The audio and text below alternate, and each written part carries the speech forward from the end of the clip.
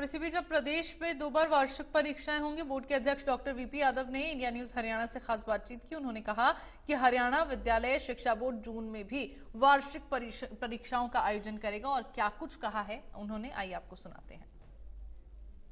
Education policy या यूं कहिएगा कि नेशनल एजुकेशन पॉलिसी को हूबहू इंप्लीमेंट करने वाला हरियाणा विद्यालय शिक्षा बोर्ड कई प्रयोगों में पहला विद्यालय शिक्षा बोर्ड बन रहा है। यानी प्रदेश की सरकार हूबहू इस शिक्षा नीति को लागू करने के लिए पूरी तरह से कृत संकल्प है। और इसी कड़ी में हरियाणा विद्यालय शिक्षा बोर्ड के द्वारा तो तमाम जो कसरत थी वो पूरी कर ली गई हैं। आखिर किस तरह से इसको इम्प्लीमेंट किया जा रहा है और किस तरह से आगे इसको बढ़ाया जाएगा, करिकुलम को किस तरह से चिल्ड्रन बेस्ड बनाया जाएगा, वो तमाम चीज़ें उन पर चर्चा करने के लिए विद्यालय शिक्षा बोर्ड के अध्यक्ष डॉक्टर वीपी यादव जी हमारे साथ हैं।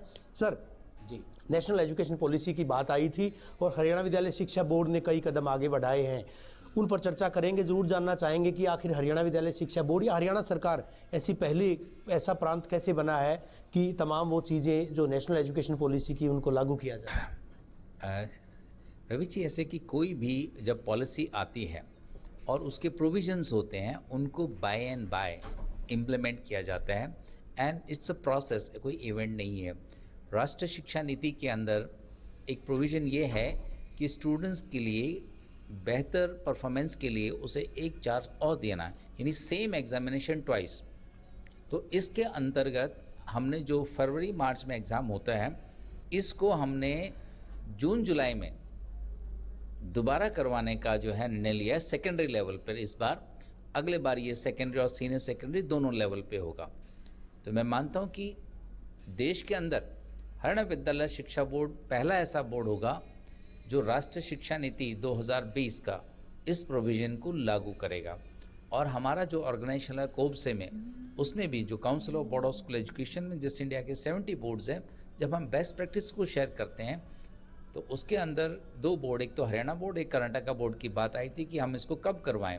तो उसके बाद जब डिस्कशन के बाद ये निर्णय लिया गया कि सभी बोर्ड देश के जो सेम एग्जामिनेशन ट्वाइस का है सितंबर अक्टूबर जो जून जुलाई के अंदर हरियाणा बोर्ड करवा रहा है उसी को फॉलो करेंगे। 10वीं 12वीं के नतीजे ज़रूर घोषित किए जाते हैं सर, पाठ्यक्रम ज़रूर तय किया जाता है, लेकिन जो बच्चे नीट में या दूसरे तमाम फील्ड्स में जाना चाहते हैं शायद उनको इतनी मदद नहीं मिल पाती। क्या विद्यालय शिक्षा बोर्ड उसके लिए भी कोई कारगर प्रयास करेगा जिससे बच्चों की तैयारी हो सके और उसी के अनुरूप वो तैयारी कर सकें उसी फील्ड में जाने के लिए?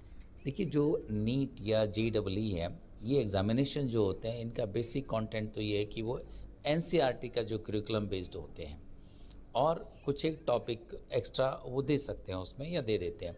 जैसे NEP नेशनल एजुकेशन पॉलिसी 2020 में कहा गया है बड़ा क्लियरली कि कोचिंग के ऊपर डिपेंडेंसी घटाकर बोर्ड एग्जामिनेशन को इस तरह से रिस्ट्रक्चर किया जाएगा कि आगे से बच्चों को कोचिंग की आवश्यकता ही ना पड़े। तो इस पर मंथन चल रहा है। शुक्रिया हमसे बात करने के लिए विद्यालय शिक्षा बोर्ड के अध्यक्ष डॉक्टर वीपी यादव।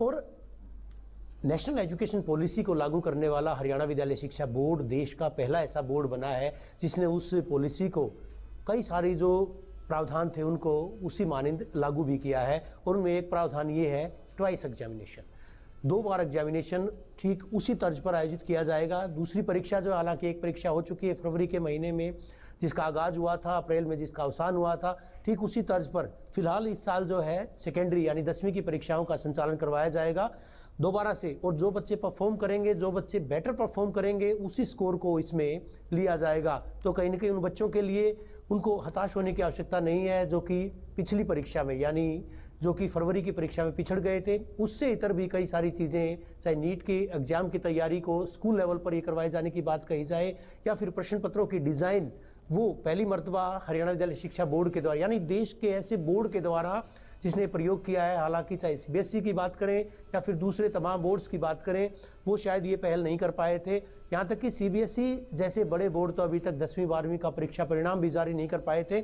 ऐसे में विद्यालय शिक्षा बोर्ड के द्वारा कई तरह के अनुकरणीय पहल की गई हैं और प्रदेश का शिक्षा विभाग चाहे इस दिशा में कदम उठाए जाने की उनकी बात कही जाए या प्रदेश सरकार की बात करें या फिर उनको लागू करने के लिए विद्यालय शिक्षा बोर्ड के द्वारा जिस तरह से कृत संकल्पता दिखाई जा रही है वो अपने आप में काबिल तारीफ भी है और अनुकरणीय भी कही जा सकती है। वीडियो जर्नलिस्ट सुमित अवस्थी के साथ रवि जांगड़ा, इंडिया न्यूज़ हरियाणा।